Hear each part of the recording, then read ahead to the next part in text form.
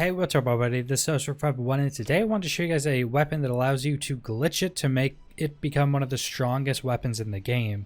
And originally I was going to release this video yesterday, but that was when the hotfix came out that nerfed the Flacker and a bunch of other legendaries, making a few of them pretty useless compared to other weapons that are in the game.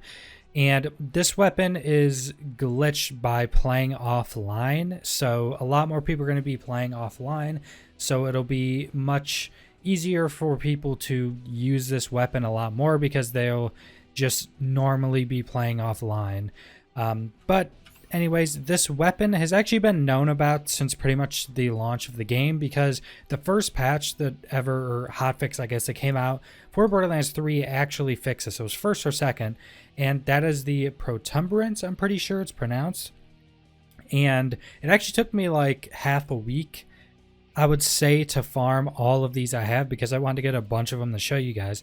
But this is a E-Tech shotgun that pretty much just shoots around. It's kind of like a grenade launcher. It lobs an explosive that then blows up and lobs 3 more explosives. It's almost like a different version of grenades, like a Merv grenade almost.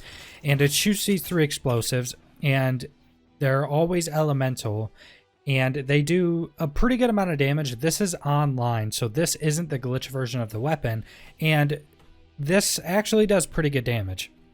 It has a good elemental status effect damage, which is 3,000 with a 46% chance, which is really good in itself. Almost 3,500 damage on this one, which is pretty good in itself. Now, for this weapon, when you're actually farming it, it can come in rare and epic. I don't know of any other rarities below that it can come in, but there's a few things you need to look at.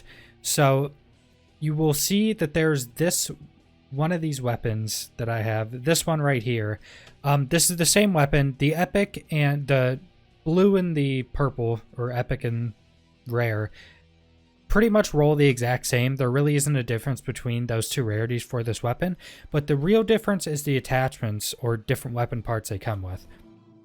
And the difference is, for the damage, is actually the magazine. You'll see this one, which this is the one with the really low damage. The magazine only has a 20% damage increase, as you can see right here. Now the higher damage ones, which this is like 3,500, this is only 500, a ridiculous damage difference. The magazine for this one has 620% damage increase, just an accuracy reduction, which really doesn't affect this weapon that much at all. But that is the massive difference between different rolls if you're getting of this. So just keep that in consideration, that you can get rolls like this and then rolls like this that, you know, you don't want to roll with the bad magazine on them. Now you can also get ×2 of this, which, as you can see, this ×2 is 2,000 ×2. So even though one shot of the base damage of this is less than the normal ones, this one actually does a lot more. And the way you can tell that you have a ×2 is it's this stock right here, or I guess, what is it considered? I guess it's considered a grip in this. So it's this grip that's this like thin one that goes at the back like that, and then the normal ones are just the thick one going at the back that looks like a pretty normal stock on a weapon. And that's how it has ×2, and the ×2 ones can also have either of the magazines. So this one has the higher damage magazine that gives 620% damage increase. So you don't want the bad magazine, and the ×2 is going to give more damage, but it's going to give more like shot damage overall, but it's going to have a less status effect damage, so quite a bit less. These have 3,000 and this has a little under 2,000, which is quite a bit less. And that's pretty much all of them. You can get, differences because you can roll just higher damage. The frost ones are always going to be a bit higher damage because they don't have the damage over time. And then you can get every element. Now I'm going to go offline and show you guys these weapons while you're actually offline. Okay, so now we are offline, and going back and looking at these weapons, they're ridiculously strong. So the one we were looking at before that had like 3,500 damage and a little less, I'm pretty sure, than 4k damage per second, now has close to 10k damage and almost 20,000 damage per second.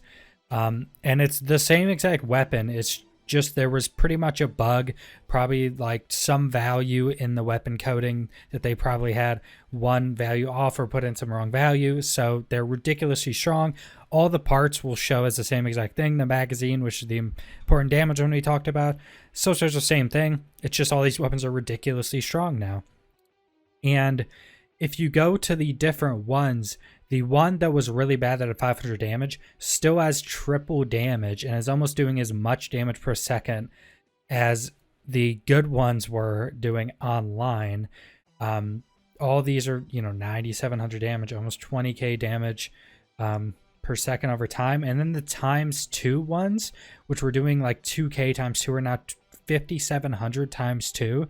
And you can see the differences between their elemental damage over time, because now they're doing 11,000, almost 12,000, and the one-shot ones are doing almost 20,000.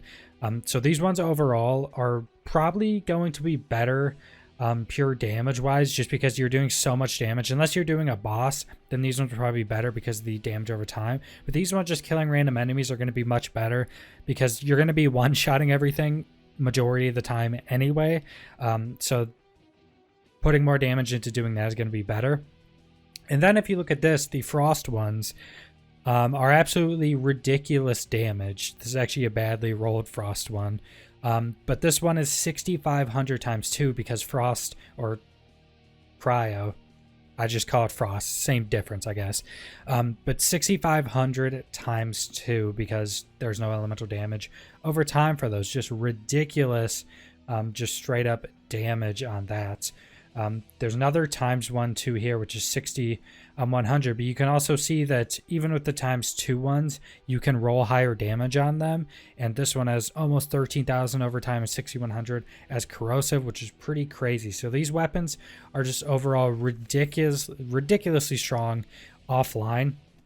And as you see in the footage, which I'm going to be playing some after I'm done talking, you'll see that these things are just destroying everything. And if you want to go use these, if you're playing offline and want to use these, they're going to be completely overpowered. They were right to actually fix this bug, because these things are absolutely ridiculous. And the way you know that is they pretty much got triple damage or more, and they're still a good weapon online, actually. Like, these are still a usable weapon online with the ridiculously reduced damage compared to these. So it's pretty much the entire thing. Just get these. These are world drops, by the way, but they are pretty easy to get, since there's a rare and an epic version. They're pretty much the same thing. Farming like circles of slaughters, like the slaughter shaft with all those badass enemies, you'll get these quite a bit. I farmed most of these from there, so you do get them quite a bit. And one of my boss kills, I'm pretty sure I got one off Chaunt too. One just dropped off Chaunt, so they're not super uncommon. They're pretty easy to get once you start looking for them. But anyways, that's the entire weapon. Subscribe if you want to see more Borderlands 3 content. Leave a like if you liked the video. Leave a comment down below what you think about this shotgun, what you think about Borderlands 3 as a whole. If you have any questions about this weapon or anything pertaining to the video, leave it in the comments. I'll try to reply to everybody. And thanks for watching.